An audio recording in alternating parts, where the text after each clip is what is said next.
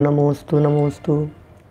नमो अरिहंताणं, नमो सिद्धाणं, नमो ऐयर्याणं, नमो वज्रायाणं, नमो लोये सवसाहुणं। वंदितु सब सिद्धे ध्रुवमचलमणोवमं गदिं पते। वोचामि समय पाहुड़ मिणमु सुध केवली भणिदम। नमः समय साराय स्वानुभूत्या चकासते चे स्वभावाय भावाय सर्वभावांतरचिदे।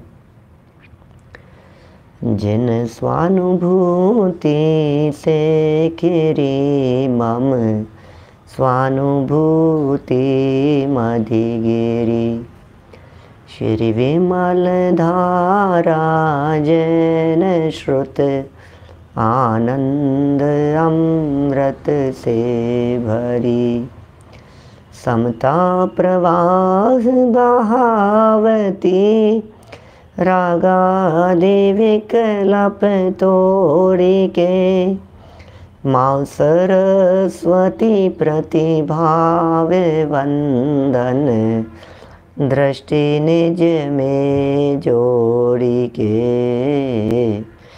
दृष्टि निज में जोड़ी के। ग्रंथराज समय सार जी यहाँ विराजमान है। आचार्य कुंद कुंद स्वामी की यह सुंदर अनुपम रचना है और भूतार्थ अभूतार्थ की चर्चा चल रही थी।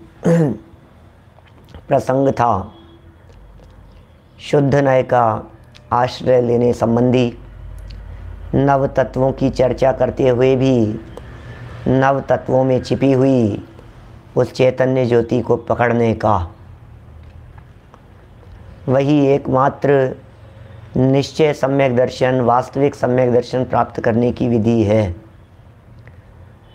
13वीं गाथा के पहले जो 7वां कलश प्रस्तुत किया गया, जिस 7वें कलश में यह चर्चा की गई कि नव तत्व गतत्वेपि यत एकत्वम न मुंचति। नव तत्वों में व्याप्त रह कर के भी जो अपने एक एकत्व पने को नहीं छोड़ता, ये चर्चा यहाँ इस 7वें कलश में की गई थी। और व्यवहार नए आश्रय करने योग्य नहीं है, शुद्ध नए ही आश्रय करने योग्य है। तो फिर उस शुद्ध नए का क्या स्वरूप है? वो शुद्ध नए कैसा है? शुद्ध नए से जाना हुआ ये नव तत्व ये कैसा जाना जाता है, इस संबंध में 13वीं गाथा और उसकी टीका में बहुत ही सुंदर खुलासा किया गया है।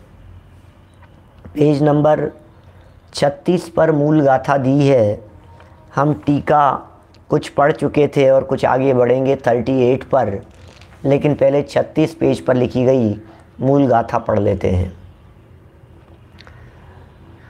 भूदत्थेणाभिगदा जीवा जीवाय पुण्य पावं च। आसव संवर निज्जर बंधो मोक्षो सम्मतम्। चिद चिदाश्रव पाप पुण्य शिव बंध संवर निर्जरा। तत्वार्थ ये भूतार्थ से जाने हुए सम्यक्त्व है। बड़ी सुंदर गाथा है और पूरे समय सार के अधिकारों को यहाँ इस एक गाथा में समेट लिया गया है। भूतार्थ से इन तत्वार्थों को जानने की बात भी कही गई है।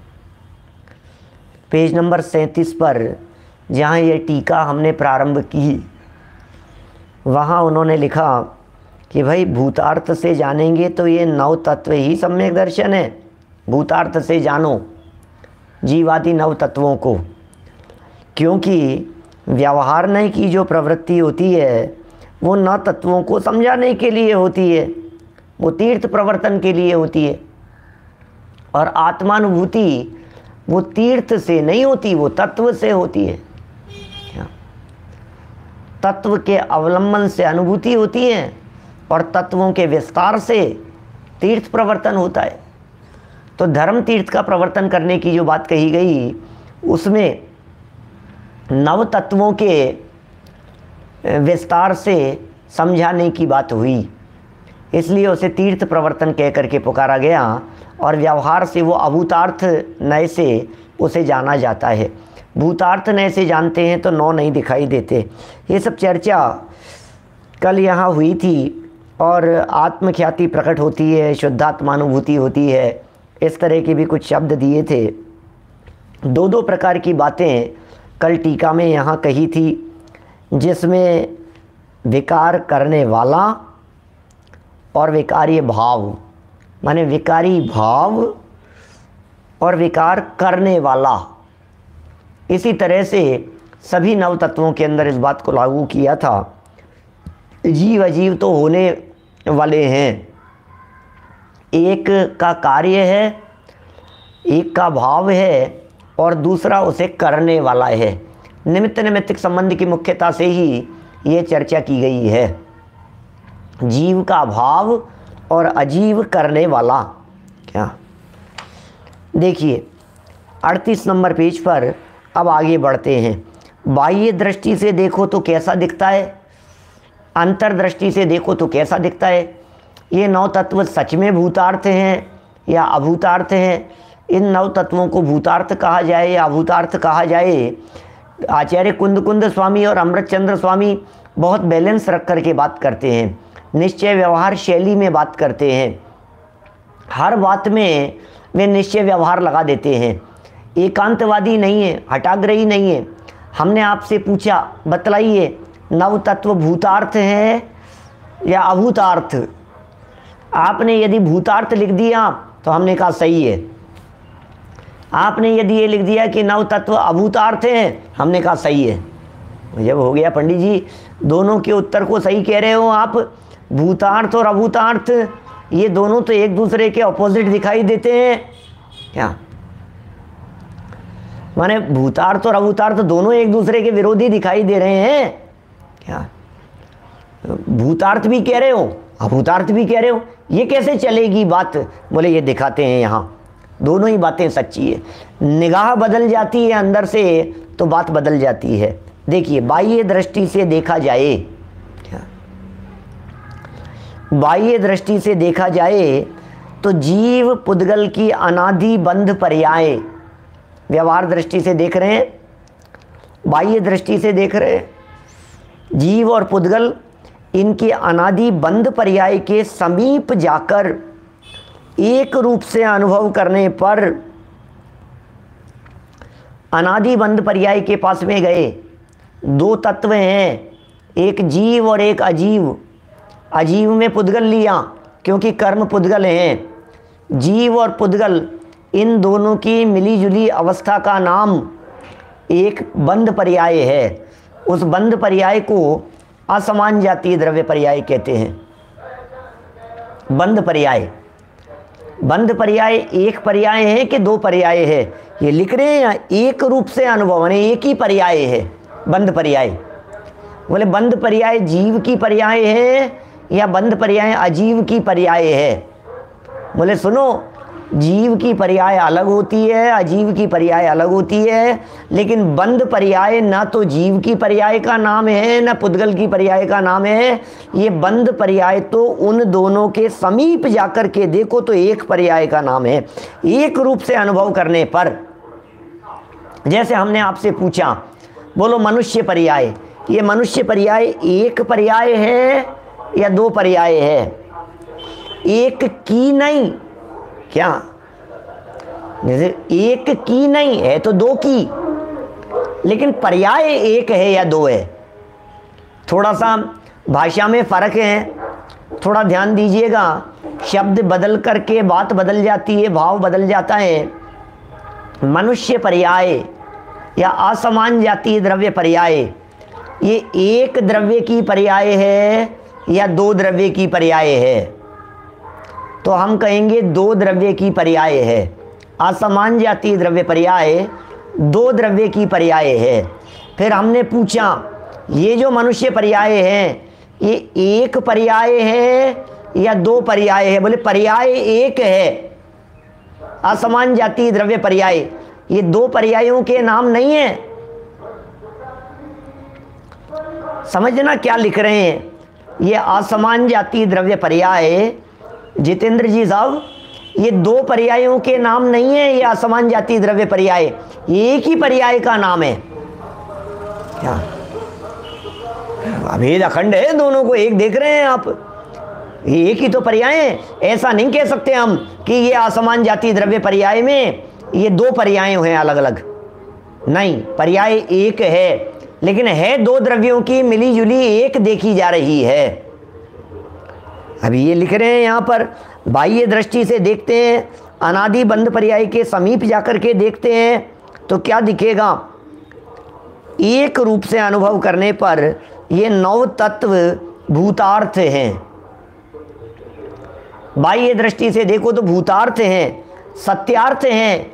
माने ये कहना चाह रहे हैं अमृतचंद्राचार्य देव, ये हैं, बंद हवा में नहीं है, बंद हकीकत में है।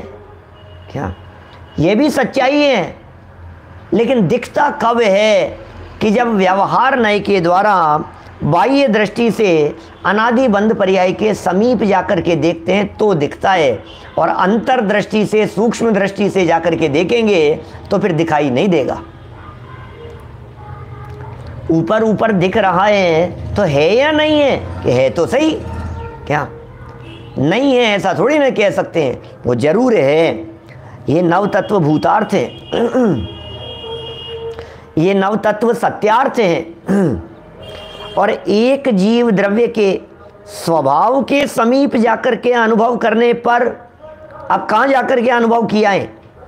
असमान जातीय द्रव्य पर्याय के समीप जाकर के नहीं, जीव के समीप जाकर के अनुभव किया ऐसा असमान जातीय द्रव्य पर्याय में।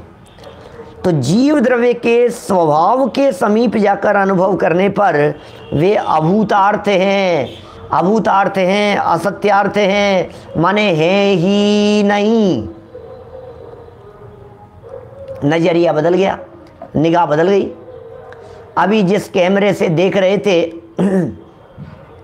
उस कैमरे से देखने पर हमें दोनों दिख रहे थे, तो हमने कहा कि ये दोनों है, सच में है दोनों।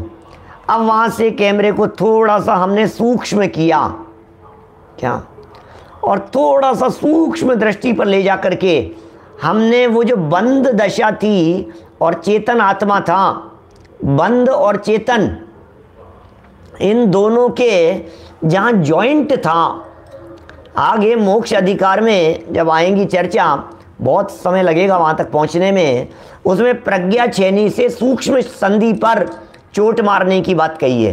इसका मतलब ये जो दो है ना, चेतन और बंध, कर्म और आत्मा, आत्मा और कर्म, ये जो दो हैं, इन दोनों के बीच में सूक्ष्म संधि भी है।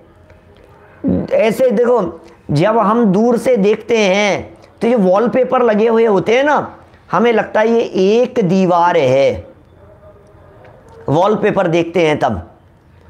और जब उसके नज़दीक जाकर के देखते हैं तो सूक्ष्म संधि दिखती है और दो न्यारे न्यारे दिखाई देते हैं। अभी जो मार्बल फिटिंग वाले होते हैं, वॉलपेपर लगाने वाले होते हैं, आजकल तो वॉलपेपर का बहुत वो है, प्रचलन है पिछले 8-10 साल से, और ज़्यादा हुए होंगे थोड़े से। तो आज जब मार्बल फिटिंग वाले इस तरह की फिटिंग करना कि उसमें जॉइंट नहीं दिखे, जोड़ नहीं दिखे, तो हमने देखा, बताओ एक के दो, तो आपने कह दिया एक ही है बिल्कुल। भाई हम ये कह रहे हैं कि जॉइंट लग करके, क्या, जो मार्बल जोड़ा गया तो बताओ जमीन एक है या जमीन दो है? तो बोले जमीन तो एक है, बराबर, जमीन तो एक है। एक बात ये हो गई। अब जमीन एक होने पर भी हमें आपसे ये कहना है कि इसमें देखो एक जमीन के अंदर कहीं कोई जोड़ दिख रहा है क्या? कि नहीं, नहीं दिख रहा हमारे को। कि कैसे देखा? कि आपने व्यवहार दृष्टि से देखा, बाह्य दृष्टि से देखा। अब हमने कहा थोड़ा सा ये लेंस लगा करके देखो। अब देखो, बोलो अरे यार ये जॉइंट दिख रहा है। तो ये जॉइंट दिख रहा है ना, अब इस जॉइंट में ये जो है अलग, इसको अलग कर दो और इसे अलग देखो, तो अब बताओ कि अरे ये तो शुद्ध दिखाई दे रहा है। और ये देखने की दृष्टि यहां दिखाना चाह रहे हैं। क्या वो जो जोड़ है, वो जोड़ बाह्य दृष्टि से दिखाई नहीं देता और अंतर्दृष्टि में सूक्ष्म जाकर के देखने पर दिखता है। क्या देखो ये दिखा रहे हैं यहां पर, जरा वापस देखो क्या कह रहे हैं। बाह्य दृष्टि से देखा जाए तो, बाह्य दृष्टि से देखा जाए तो जीव पुद्गल की अनादि बंध पर्याय के समीप जाकर, बंध पर्याय के समीप जाकर क्या एक रूप से अनुभव करने पर ये नव तत्व भूतार्थ हैं। भूतार्थ हैं मतलब सत्यार्थ हैं, माने नव तत्व हैं। क्या माने ये नौ हैं, बंध भी हैं, संवर भी है, निर्जरा भी है, आश्रव भी है, मोक्ष भी है, पुण्य पाप भी है, ये सब हैं।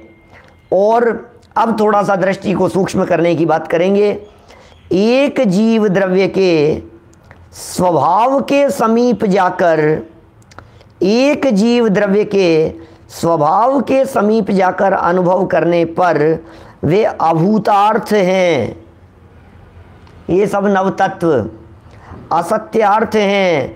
अतः इन नव तत्वों में भूतार्थ नय से एक जीव ही प्रकाशमान होता है। भूतार्थ नय से देखने पर ये नौ नहीं दिखते, ये सब असत्यार्थ दिखाई देते हैं। एक जीव ही प्रकाशमान होता है। इसी प्रकार अंतर्दृष्टि से देखा जाए, अब अंतर्दृष्टि से दिखाने की बात कर रहे हैं। इसी प्रकार अंतर्दृष्टि से देखा जाए तो एक ज्ञायक भाव जीव है। अंतर्दृष्टि से देखो, क्या सिर्फ ज्ञायक भाव जीव है और जीव के विकार का हेतु अजीव है। क्या जीव के विकार का हेतु अजीव है। इनमें से पुण्य पाप आश्रव संवर निर्जरा बंध और मोक्ष रूप भाव केवल जीव के विकार हैं, जीव के विशेष भाव हैं। देखना यहाँ थोड़ा बारीकी से पढ़ना, थोड़ा आनंददायक पंक्तियाँ हैं। अमृत चंद्राचार्य के हृदय में बैठ करके बात करना, लाइनों को बारीकी से देखेंगे तो कुछ आपको यहाँ तथ्य हासिल होता हुआ नजर आएगा। ये विकार लिख रहे हैं और फिर ये कह रहे हैं इनमें से ये सब जीव के विकार हैं। क्या क्या जीव के विकार हैं? पुण्य पाप जीव के विकार हैं। कि हाँ साहब ये तो कल कर ली थी बात, समझ में आ गई थी कि ये जो दाग लग गया है, ये दाग ये विकार है, कुर्ते का विकार है। चाहे वो चंदन का ही दाग क्यों न लगा हो, कीचड़ का दाग हो या चंदन का दाग हो, दोनों ही विकार हैं, बराबर। अब ये कह रहे हैं पुण्य और पाप तो विकार थे, आश्रव और बंध बोले ये भी विकार हैं जीव के। बोले संवर और निर्जरा, बोले अरे यार ये क्या बात कर रहे हो आप, संवर निर्जरा तो क्या कहें, विकार कैसे कहें इनको? तो फिर निर्विकारी कह देवें, आंशिक कह दो, हाँ थोड़ा विकार का अंश भी है, भी संवर निर्जरा की दशा है, चलो विकार में कह दो। बंध बोले विकार, बोले मोक्ष बोले तो निर्विकार है। सुनो सुनो क्या लिख रहे हैं, ये रूप जो भाव हैं ये केवल जीव के विकार हैं। ओ ये क्या लिख रहे हैं अमृत चंद्राचार्य देव? पुण्य पाप आश्रव संवर निर्जरा बंध और मोक्ष रूप भाव ये केवल जीव के विकार हैं। और विकार शब्द का अर्थ कल जो विकार किया था पुण्य पाप के लिए, अब यहाँ जो विकार शब्द का प्रयोग कर रहे हैं समस्त तत्वों के लिए, इन दोनों में फर्क है। एक विकार शब्द का अर्थ होता है अशुद्धता, और यहाँ विकार शब्द का प्रयोग है पर्याय। यहाँ विकार का अर्थ विकारी नहीं है। क्या समझ में आ रही है बात? ये सब जो है विकार माने क्या है? विकार माने अवस्था, विकार माने विशेष कार्य, उसे विकार कहते हैं। पर्याय को द्रव्य का विकार कहा जाता है। ये बातें नहीं समझो तो समझ में नहीं आएगी। कोई व्यक्ति पढ़े अचानक तो कुछ का कुछ अर्थ निकाले, इसका बहक जाएगा। अरे साहब ये तो मोक्ष को भी विकार कह दिया है, संवर निर्जरा को भी विकार कह दिया। विकार माने विशेष कार्य। जो भी पर्याय होती है वो पर्याय द्रव्य का विकार होती है। क्या वो पर्याय द्रव्य का विकार ही है, ऐसा समझ देना जरा। तो यहाँ जो ये मोक्ष की पर्याय और ये जीव के विकार हैं, ये जीव के विशेष हैं। अगला वाक्य यदि ये स्पष्ट नहीं करते दादा, नेक्स्ट सेंटेंस, जीव के विशेष भाव हैं, जीव रूप भाव हैं, और जीव के विकार के हेतुभूत जो वापस वही नाम है, जो पुण्य पाप आश्रव संवर निर्जरा बंध और मोक्ष रूप तत्व हैं, वे सभी केवल अजीव हैं। इसका मतलब जीव भी हैं और अजीव भी हैं। पुण्य पाप, जो पुण्य पाप जीव के भाव रूप हैं वे तो जीव के हैं। पुण्य पाप आश्रव संवर निर्जरा बंध मोक्ष ये सब जो जीव की पर्याय में हैं वो सिर्फ जीव के विकार हैं। और उसके जो हेतुभूत हैं कौन? जैसे पुण्य का हेतुभूत पुण्य, पाप का हेतुभूत पाप, बंध का हेतुभूत बंध, आश्रव का हेतुभूत आश्रव, संवर का हेतुभूत, ये सब में लगाना इसी तरह से, निर्जरा का, संवर का, मोक्ष का। अब इनको सबको जो लगाया है अपन ने यहाँ, अब ये कहना चाह रहे हैं, बोले दो दो हो गए। एक पुण्य जीव के भाव रूप और दूसरा पुण्य पुद्गल या अजीव तत्व के भाव रूप। तो जो जीव तत्व के भाव रूप पुण्य है वो जीव की पर्याय है, जो अजीव तत्व के भाव रूप पुण्य है वो अजीव की पर्याय है। देखो ऐसे समझ में नहीं आता, दूसरे तरह से समझाता हूं तो समझ में आएगी। जैसे क्रोध, क्रोध जीव की पर्याय है या क्रोध पुद्गल की पर्याय है? बोलो क्या कहना है भरत भाई?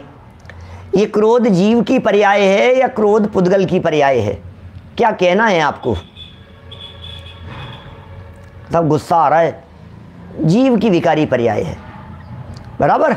ये क्रोध तो जीव की विकारी पर्याय है। अच्छा, पक्का जीव की विकारी पर्याय है, पुद्गल की तो नहीं है। सुनो, एक क्रोध नामक कर्म प्रकृति भी है। मोहनीय कर्म की 148 मोहनीय कर्म की 28 प्रकृतियां हैं। कर्मों की 148 प्रकृतियां हैं ना।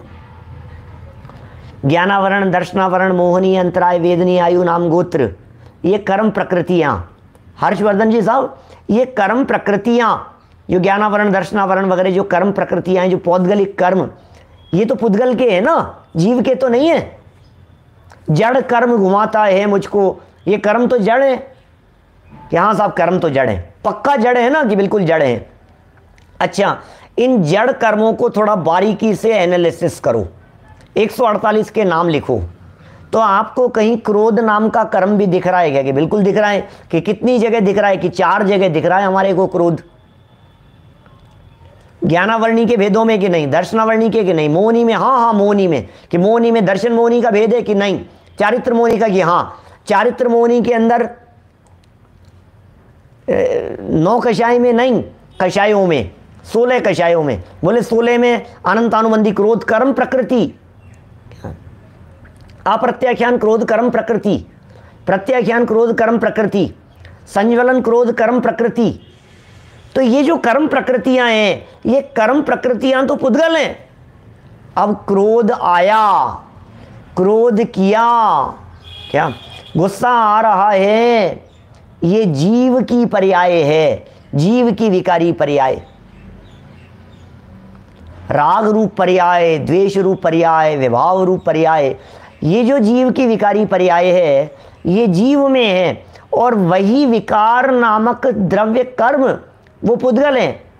तो दो बातें यहाँ हो गई। ये बातें यहाँ भी लगाना, बंध में भी दो तरह से लगाना, आश्रम में भी दो तरह से लगाना, पुण्य पाप में भी, संवर निर्जरा मोक्ष में भी, सब में दो तरह से लगाना।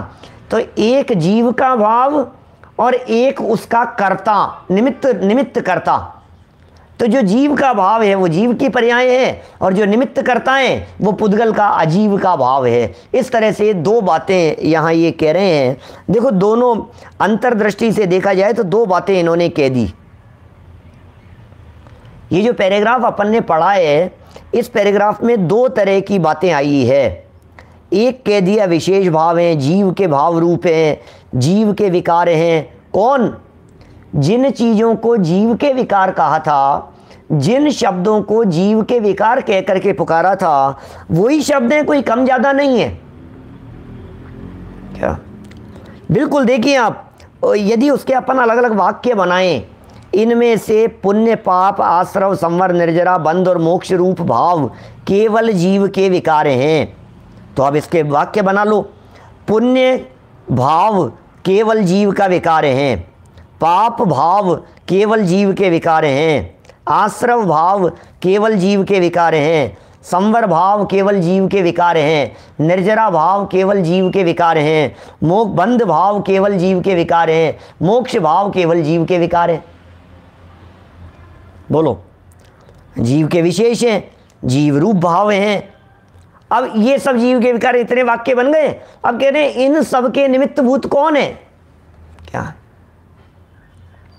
क्या सुशील जी रपरिया साहब, इन सब के हेतुभूत कौन है? तो ये कह रहे हैं इस विकार के हेतुभूत कौन? कि पुण्य। अब ये पुण्य किसका हेतुभूत था, किसका हेतु बना ये पुण्य? अब ये कह रहे हैं ये केवल जीव के अजीव के भाव हैं ये पुण्य। अरे महाराज, अभी तो आप ऊपर वाली लाइन में तो लिख दिया पुण्य केवल जीव का भाव है, यहाँ लिख रहे हो ये केवल अजीव के भाव हैं, कि जो हेतु है वो अजीव का भाव है और जो कार्य है, जो परिणमन है, वो जीव का है। क्या? जो हेतु बन रहे हैं वो अजीव का है और जो जीव है उसका परिणमन है।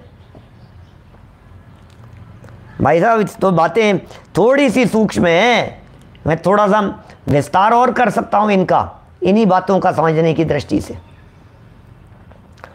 पुण्य के सभी केवल अजीव हैं, पाप वे सभी केवल अजीव हैं, आश्रव तत्व वे सभी केवल अजीव हैं, संवर तत्व वे सभी केवल अजीव हैं, निर्जरा तत्व वे सभी केवल अजीव हैं, बंध तत्व वे सभी केवल अजीव हैं, मोक्ष तत्व वे सभी केवल अजीव हैं। अब आपको लगेगा अभी आपने 5-7 वाक्य ऊपर बना दिए थे, सभी जीव हैं, और यहाँ वाक्य लिख रहे हैं ये सभी जीव हैं। बोलो, जीव हैं और ये कह रहे हैं अजीव हैं। अब जीव माने कि अजीव माने कि दोनों हैं, हम क्या करें? क्या? जीव भी है और अजीव भी है, वो उसका कार्य है। जब कर्ता की दृष्टि से देखते हैं तो अजीव दिखाई देता है, जब कार्य की दृष्टि से देखते हैं तो जीव दिखाई देता है। ऐसा है। चलिए देखिए क्या क्या लिख रहे हैं। इतना तो मोटा मोटा समझ में आ ही गया होगा कि दोनों रूप से इनके कथन किए जाते हैं। आश्रम का कथन दोनों रूप से है, बंध संवर निर्जरा मोक्ष इनके कथन दोनों रूप से हैं। जैसे अब मैं बात करूं, जैसे संवर का कथन किया तो संवर में आते हुए कर्मों के रुकने का नाम संवर। बोले ये द्रव्य संवर अजीव की पर्याय है। समझना, थोड़ा सा डिटेल करता हूं, 2 मिनट। कर्म आए ये आश्रव, कर्मों का आना आश्रव ये अजीव की अवस्था है, अजीव का कार्य है। और जीव का विकार रूप परिणमन वो जीव की पर्याय है। जैसे कर्म आ रहे हैं और रोक दिया उनको, द्रव्य कर्म आते हुए रुक गए, 41 कर्म प्रकृतियों का संवर हो गया सम्यक दर्शन होते ही। तो बोले किसका परिणमन है? बोले पुद्गल का, अजीव का। ठीक है ना, ये अजीव का परिणमन है। अब कहा अरे असली संवर तो शुद्धि की उत्पत्ति को कहते हैं। क्या? आत्म अनुभव चित्त दीना, ये असली संवर होता है। वो संवर किसकी पर्याय है? बोले संवर तो जीव की पर्याय है। कि कहाँ से देखा आपने? जिन पुण्य पाप नहीं कीना, आत्म अनुभव चित्त दीना, तिन ही विधि आवत रोके, संवर लही सुख अवलोके। जिन पुण्य पाप नहीं कीना, जिन्होंने पुण्य पाप नहीं किया, छठी डाल 5वीं डालें और 10वां छंद है 5वीं ढाल का। जिन पुण्य पाप नहीं कीना, आत्म अनुभव चित्त दीना, तिन ही विद्यावत रोके, संवर लही सुख अवलोके। संवर लही सुख अवलोके, क्या? आत्म अनुभव चित्त दीना, बोले ये सब जीव की पर्याय है। बोलो, संवर भावना की चर्चा है। इसी तरह से निर्जरा पर लगा लो। जब निर्जरा को कर्म निर्जरा की बात करते हैं तो वो अजीव हो जाता है, और जब उन्हीं कर्म की निर्जरा को न देख करके यदि उसे शुद्धि की वृद्धि देखा जाता है, क्या? जब उसी निर्जरा को शुद्धि की वृद्धि रूप देखा जाता है तो हम ये कह देते हैं कि ये भाव निर्जरा, ये जीव की पर्याय है। अब द्रव्य मोक्ष की बात करो, कर्म छूट गए भाई साहब, सारे कर्म छूट गए, सारे कर्म छूट गए, ये अजीव की पर्याय है, अजीव की अवस्था है। कर्म छूट गए, ज्ञानावरणी आदि सारे कर्मों से मुक्त हो गए।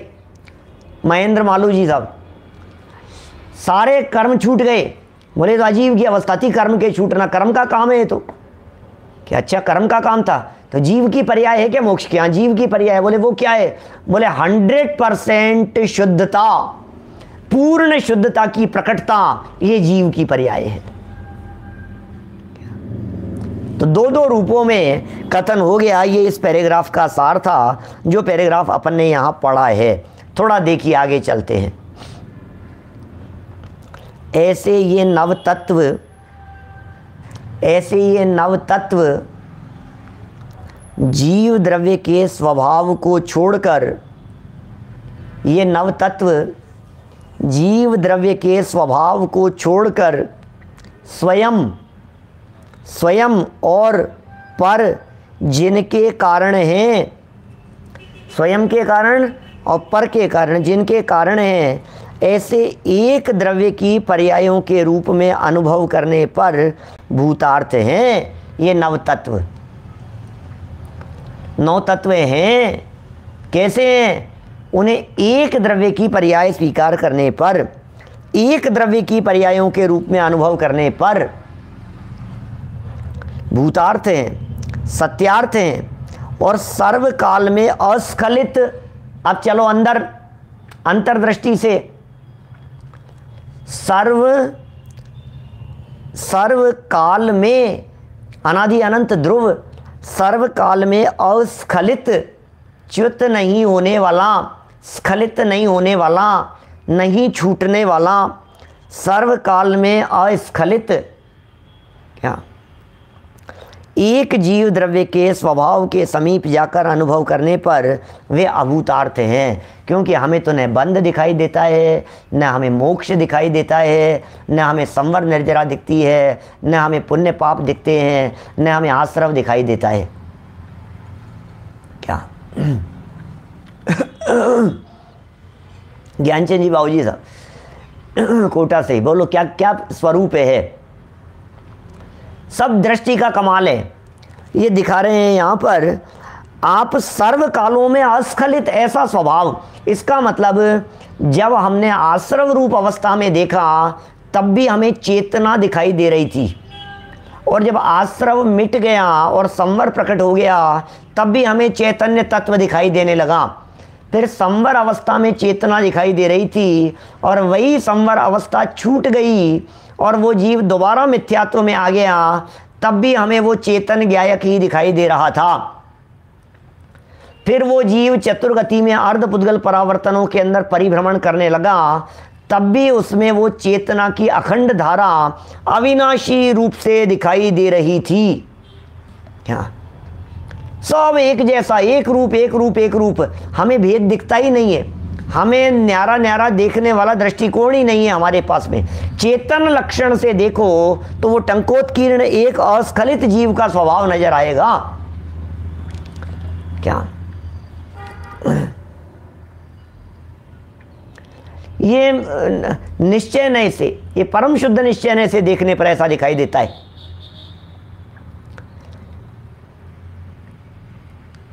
चेतन लक्षण नियत नय, सबे जीव एक सार, मूड विचक्षण परम सो, त्रिविध रूप व्यवहार। ये मूड है बहिरात्मा, ये विचक्षण है ये अंतरात्मा, ये परम है ये परमात्मा। बोले तीन रूप में देखना तो व्यवहार है।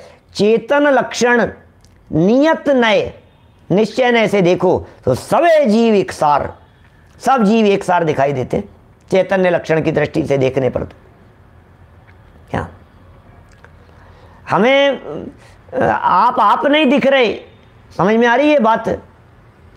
द्रव्य दृष्टि से देखने पर न मारीची दिखता है न महावीर दिखाई देते हैं। हमें तो मारीची भी आत्मा दिखता है और महावीर भी आत्मा दिखते हैं। चैतन्य लक्षण की दृष्टि से देखने पर निश्चय नहीं से सब आत्मा ही तो है, दूसरा कुछ नहीं है। अरिहंत सिद्धाचार्य पाठक साधु हैं परमेष्टिपर्ण, सब आत्मा की अवस्थाएं। अरे हमें तो अरिहंत दिख रहे हैं कि नहीं, हमें तो आत्मा दिख रहे हैं। बोले सिद्ध हैं कि नहीं आत्माएं, कि ये साधु हैं कि नहीं ये तो आत्माएं, कैसे देख रहे हैं आप? ये दिखे भाई साहब, चेतन चेते चेतना, तो चेते चित चैन, ताते चेतन चेत तू, चेतन ता नित नैन। तीन अक्षरी दुआ है। चैत और नय सिर्फ तीन ही अक्षर हैं, चौथा अक्षर ही नहीं है पूरे दोहे में। च त और ना, क्या च त और ना, बस तीन, तीन के अलावा चौथा अक्षर नहीं, ध्यान देना। चेतन चेते चेतना, तो चेते चित चैन, ताते चेतन चेत तू, चेतनता नित नैन। क्या कह दिया? अर्थ समझ में आया क्या? बड़े अद्भुत हैं इस तरह के प्रयोग। हमारे पूर्ववर्ती विद्वानों ने कैसे कैसे प्रयोग किए हैं। चेतन चेते चेतना, तो चेते चित चैन, ताते चेतन चेत तू, चेतनता नित नैन। चेतन माने आत्मा, चेते जागृत हो जावे और किसे देखे? चेतना, चेतन चेते चेतना, क्या चेतन चेतना को चेते, क्या चेतन चेते चेतना, तो क्या होगा? चेते चित चैन, चित्त में चैन उत्पन्न हो जाएगा। यदि ये चेतन अपनी चेतना को चेतने लगे, क्या यदि ये चेतन अपनी जो चेतना, ये चेतना कौन सी? नव तत्वों में छिपी हुई ये चेतना, ये चेतन यदि नव तत्वों में छिपी हुई अपनी चेतना को चेतने लग जावे तो चित्त में चैन उत्पन्न हो जावे, तो चेते चित चैन, क्या चित्त में चैन उत्पन्न हो। ताते, इसलिए ताते चेतन, इसलिए कह रहे हैं सर्व चेतन को ताते चेतन चेत तू, इसलिए चेत, हे चेतन तू चेत, कि क्या चेतू? कि चेतनता नित नैन, नित नैन निश्चय नय से, क्या सुदीप जी, इसलिए हे चेतन तू नित नयन माने निश्चय नय से चेतनता को चेत, अरे अपने चैतन्य पने को देख, अरे सदा काल नव तत्वों में रहने वाले वो जो चैतन्य तत्व है, ध्रुव अविनाशी तत्व, वो जो चेतना चेतना चेतना चेतना चेतना, उसको देख। चेतन चेते चेतना तो चेते चित चैन, और ताते चेतन चेत तू चेतनता नित नैन। क्या अवनीश भाई, क्या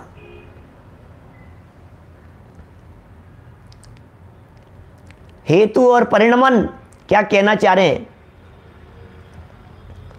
हेतु क्या है? हेतु माने है निमित्त, और परिणमन माने है जीव की पर्याय।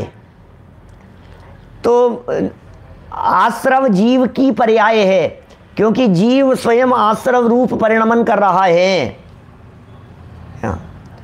आश्रव संवर निर्जरा सब जीव उस रूप परिणमन कर रहा है, तो ये जीव की पर्याय है। और ये जीव के इस रूप परिणमन करने में निमित्त कौन है? कि पुद्गल निमित्त है, इसलिए उसे निमित्त कहा जाता है, उसे हेतु कहा जाता है। हेतु माने निमित्त, ऐसा है। देखिए यहां क्या कह रहे हैं, क्या देखने के लिए कह रहे हैं? सर्वकाल में अस्खलित ये चेतनता, निगोद में चला गया तो चेतनता अस्खलित है। क्या सिद्ध दशा में चला गया तो चेतनता अस्खलित है। और यदि नीचे उतरा निगोद में, एक इंद्री, दो इंद्री, पंचेंद्री, मनुष्य, त्रियंश, नारकी, देव, गधा, घोड़ा, हाथी, कुत्ता, बिल्ली, भैंस, भेड़, बकरी, मनुष्य, त्रियंश, स्त्री, पुरुष, किसी भी अवस्था के अंदर चला गया तो ये कह रहे हैं चेतनता से अस्खलित है, चेतनता को कभी नहीं छोड़ता। सर्वकाल में अस्खलित एक जीव द्रव्य के स्वभाव के समीप जाकर, उस जीव द्रव्य के स्वभाव के समीप जाकर स्वभाव दृष्टि से देखो, अंतर्दृष्टि से देखो, थोड़ा अंतर में उतर करके देखो, तो ये कह रहे हैं ऐसा अनुभव करने पर वे अभूतार्थ हैं, नव तत्व दिखते ही नहीं है। क्या असत्यार्थ हैं। इसलिए इन नव तत्वों में भूतार्थ नय से एक जीव ही प्रकाशमान है। ओह, भूतार्थ नय से देखने पर इन नव तत्वों में कौन प्रकाशमान हो रहा है? सब जगह पर प्रकाश ही प्रकाशमान हो रहा है। माने यदि ये चेतनता ना होवे, मान लीजिए उनमें चेतनता नहीं होवे, तो फिर तो खत्म ही हो जाएगा खेल।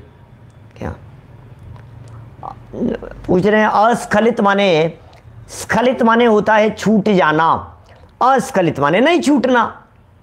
क्या अस्खलित माने छूट जाना, नहीं छूटना। अ माने नहीं, स्खलित माने छूटना, अस्खलित माने नहीं छूट जाना, उसका नाम है अस्खलित। अस्खलित क्या है? स्वभाव।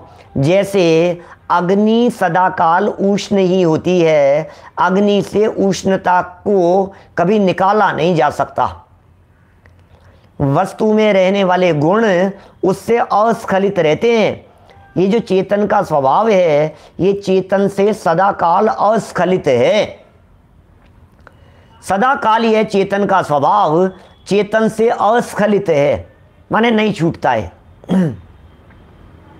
तो यदि भूतार्थ नय से देखेंगे तो ये नव तत्व सत्यार्थ दिखाई देंगे, और यदि इसी को अभूतार्थ नय से देखेंगे, उनके समीप दूर से देखेंगे, तो हमें वे सब सत्यार्थ दिखाई दे रहे हैं। तो ये नव तत्व अभूतार्थ नय से सत्यार्थ हैं और भूतार्थ नय से असत्यार्थ हैं। गजब हो गया। देखना यहाँ भी कैसा विरोध दिखाई दे रहा है।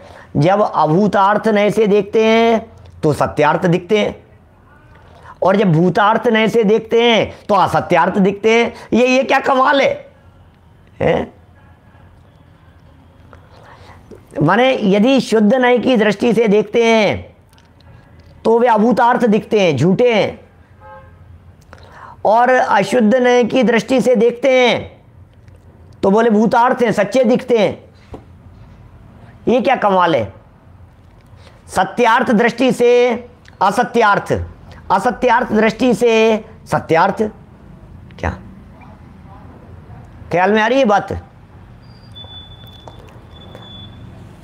अस्खलित शब्द का अर्थ तो नहीं छूटने वाला, ऐसा ही है। स्पष्ट अस्पष्ट नहीं है इसका अर्थ, है ना। सर्व काल में अस्खलित, इसका मतलब हर काल में, किसी भी काल में जाकर के देखो तो जैसा है वैसा ही रहेगा। आप जब देखो, ये देखो सर्व काल में अस्खलित को ऐसा भी कहते हैं एवरग्रीन। जब देखोगे ऐसा ही दिखेगा, जब देखोगे ऐसे ही दिखेंगे भाई साहब। ये तो क्या, जहाँ देखिएगा, जहाँ देखिएगा ऐसे ही दिखेंगे। जहाँ जिस काल में, जिस क्षेत्र में, जिस परिस्थिति में, जब जिस माहौल में देखेंगे तो चेतन तो चेतना से सहित ही दिखेगा, बस इसके अलावा कुछ नहीं। सदाबहार, फॉर एवर, क्या सदा काल, क्या फॉर एवर, हमेशा जैसा है वैसा ही, हमेशा शुद्ध रहता है, क्या हमेशा पवित्र रहता है, ऑलवेज सेम, ऐसा ही। एक जीव द्रव्य के स्वभाव के समीप जाकर देखने पर, जाकर अनुभव करने पर वे अभूतार्थ हैं, असत्यार्थ हैं। इसलिए इन नव तत्वों में भूतार्थ नय से एक जीव ही प्रकाशमान होता है। अरे भैया हमें तो जीव ही दिखाई देता है, हमें तो जीव ही दिखाई देता है। ये बस ज्ञायक तो ज्ञायक ही है, बात तो वही कर रहे हैं। छठी गाथा से विस्तार तो वही है, छठी सातवीं का ही तो विस्तार मिलेगा पूरे समय सार में। ज्ञायक तो ज्ञायक ही है। ख्याल में आ गई बात। तो ये जो नव तत्व थे, ये नव तत्व जीव के भी हैं और यदि हेतु की दृष्टि से देखा जाए तो अजीव के हैं। क्या हेतु माने, हेतु शब्द का अर्थ होता है भाई साहब कारण। हेतु शब्द का पर्यायवाची है कारण, निमित्त नहीं है। हेतु शब्द का पर्यायवाची निमित्त नहीं है, हेतु शब्द का पर्यायवाची होता है कारण। अब कारण चूंकि दो होते हैं, एक होता है निमित्त कारण, एक होता है उपादान कारण। तो यहाँ हेतु शब्द का प्रयोग निमित्त कारण के लिए किया गया है। बस बराबर इन बातों को यथार्थ रीति से समझ लेना। देखिए आगे चलते हैं, 2 लाइन और हैं, टीका पूरी करते हैं अपन ये, फिर कल अपन ज्ञायक भाव प्रबोधनी पढ़ेंगे। इस प्रकार एकत्व रूप से प्रकाशित यह भगवान आत्मा शुद्ध नय के रूप में अनुभव किया जाता है। ये भगवान आत्मा शुद्ध नय के रूप में अनुभव किया जाता है। ये भगवान आत्मा अनुभव में आ रहा है, एकत्व रूप से अनुभव में आ रहा है, शुद्ध नय से अनुभव किया जाता है। और यह अनुभूति आत्मख्याति ही है तथा यह आत्मख्याति सम्यक दर्शनी है। आत्मख्याति का कितना गजब का अर्थ किया है। ऊपर संस्कृत में भी यही शब्द दिए हैं, सम्यक दर्शनम एव, क्या सात्मख्याति रेव आत्मख्यातिस्तु सम्यक दर्शनम एव, लिख रहे हैं ये आत्म अनुभूति, ये अनुभूति है, आत्मख्याति है। अरे किसका नाम आत्मख्याति है? आत्म प्रसिद्धि किसका नाम? अपने आप का अनुभव कर लेने का नाम ही आत्मख्याति है। अपने आप में समा जाने का नाम ही आत्मख्याति है। क्या समझ में आ रही है बात? आत्मख्याति और आत्मख्याति सम्यक दर्शन ही है। लो ये आत्मख्याति हो गई भाई साहब, आत्मख्याति हो गई माने क्या हो गया? बोले सम्यक दर्शन हो गया। आत्मख्याति प्रकट हो गई, इसका मतलब क्या? बोले सम्यक दर्शन हो गया। ये आत्मख्याति कैसे होती है कि नव तत्वों में से एक चैतन्य ज्योति को यदि आपने पकड़ लिया तो समझ लीजिए आत्मख्याति हो गई, आत्म प्रसिद्धि हो गई, आत्म ज्योति प्रकट हो गई, आत्मानुभूति हो गई, आत्म प्रसिद्धि हो गई, सम्यक दर्शन हो गया। ये सब एकार्थवाची शब्द हैं। क्या कितने सुंदर शब्द दिए। अतः, अंतिम लाइन, अतः भूतार्थ नय से जाने हुए नव तत्व ही सम्यक दर्शन है। बस यही सम्यक दर्शन है और सम्यक दर्शन कुछ नहीं है। सम्यक दर्शन के विषय को यहाँ बतला दिया, निश्चय सम्यक दर्शन के विषय को बतला दिया, और निश्चय सम्यक दर्शन के इस विषय को देख करके अपने चैतन्य तत्व का अनुभव किया। बोले यही भूतार्थ ने से जाने हुए नव तत्व ही, नव तत्व सम्यक दर्शन कि हाँ कि साहब छेड़ालाकार तो कह रहे थे कि ये तत्व सम्यक दर्शन नहीं है तो व्यवहार है, कि हाँ 9 दिखेंगे तो व्यवहार है, और 9 को यदि भूतार्थ से देखते हैं तो सच में 9 दिखते ही नहीं है। हकीकत बात तो ये है, जब 9 को भूतार्थ दृष्टि से देखा जाता है तो 9 दिखते ही नहीं है, इसलिए वे नव तत्व ही सम्यक दर्शन हैं। यह कथन पूर्णतः निर्दोष है। इस तरह से यहाँ अमृत चंद्राचार्य देव की जो इस 13वीं गाथा की टीका थी वो एक चरण में पूर्ण हुई। आप लोगों को विदित ही है कि इस 13वीं गाथा के बीच में कलश भी आने वाला है, और फिर टीका को फिर दोबारा आगे लिखने वाले हैं। 3 भागों में विभक्त है यह टीका। तो टीका का जो प्रथम चरण था वो यहाँ संपन्न हुआ। अब गायक भाव प्रबोधिनी के कुछ शब्द पढ़ते हुए कल 8वें कलश की ओर अपन आगे बढ़ने का प्रयास करेंगे। अभी जिनवाणी स्तुति। निज निधि निज में बताई, यह अनंत उपकार है, उसके लिए जिन वाणी माँ को वंदना शत बार है, वंदना शत बार है। 9 बाण मुख नमो वरियंताणम नमो सिताणम।